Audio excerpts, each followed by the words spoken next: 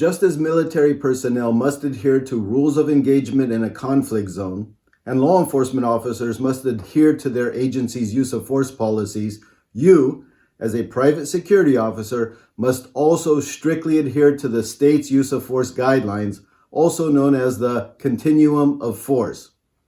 The laws are not designed to tie your hands in handling problems with potentially hostile subjects, but quite the opposite. The guidelines are in place in order for you to use the appropriate amount of force for situations you may find yourself in and avoid any potential liability. Although I'll be touching on some use of force issues as I give you real-world scenarios throughout this video, as it pertains to the use of the baton, this video will not cover everything you need to know when it comes to other use of force situations. Therefore, I highly recommend that you get the 62-page STC Guard Card Training book, Use of Force, and in it, you'll even find my easy-to-understand graphs, such as the assault elements and the Jim Wagner Use of Force ladder, which is the very first use of force graphic in history specifically for civilians. However, I will emphasize the most important point of baton, and that is you may use your baton for defensive purposes only, and you must be able to justify using the baton. For any conflict training, there are 3 categories you must be trained for. Pre-conflict, which means before an altercation. Conflict, the techniques and tactics to be used during an altercation. And post-conflict, after the altercation. In this video, we will cover all 3 categories when it comes to the use of the baton.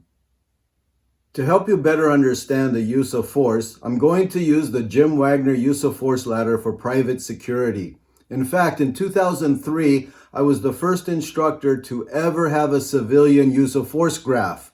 Now, the military always had a rules of engagement graph. Every police department had a use of force continuum, but for civilians, there was nothing. So in 2003, I developed the first use of force graph for civilians. And then obviously, since private security are civilians as well, but with a little more authority depending on the state and jurisdiction, they needed one also.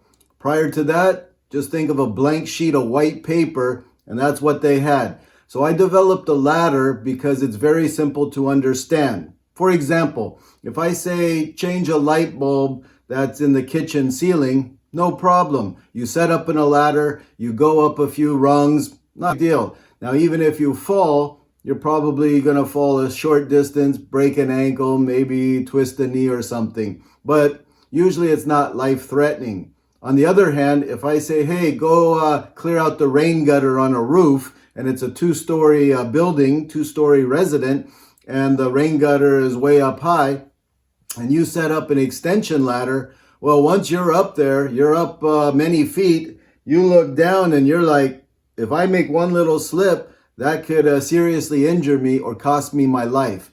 Well, the reason I use the use of force ladder is because we understand that. The higher you go, works. In the center is the ladder.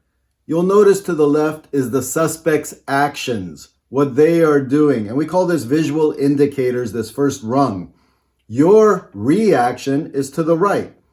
So what can you do if you suspect someone is about to do something wrong just based on appearances? We call this first part command presence.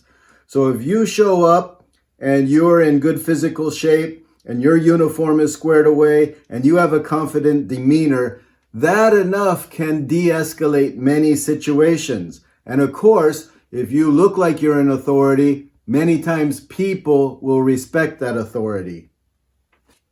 The next rung up, number 2, is what we call verbal indicators. Now, you might have to deal with someone who's hostile verbally, but they're not actually threatening to harm you. Now, in most situations, you can calm them down with just a calm voice. Hey, sir, I understand your situation. I'm here to help you. And then take it from there. Many times, just being with command presence, with a calm, reassuring, authoritative voice can de-escalate a situation. Yet, there's other times where you have to be firm. The man is angry. He's starting to move towards you. He's cussing. He's cursing. Hey, sir, stop. And you show him the palm of your hand, giving them the international sign for stop. All right. Or verbal de-escalation. The third rung is assault and battery. What is assault? Well, that's someone threatening to injure you with minor injury. What is battery? Well, battery is someone actually physically touching you, whether it's a strike or throwing an object at you, that would produce minor injury. If this is the case, you can use what's called reasonable force. Your action would be reasonable force. That's where you could deploy your baton and strike them. And of course, we'll go over the target of advisors on Security Training Center for 2 decades since the company was first formed. And this baton training video is just part of the contribution I've made over the years. Now, I'm still a certified guard with the state of California, so I have to have continuing education in security matters, and I even go to STC, even though I am a contributor, because there I can get good online training and also very clear and concise training materials. So, visit the website and stay safe.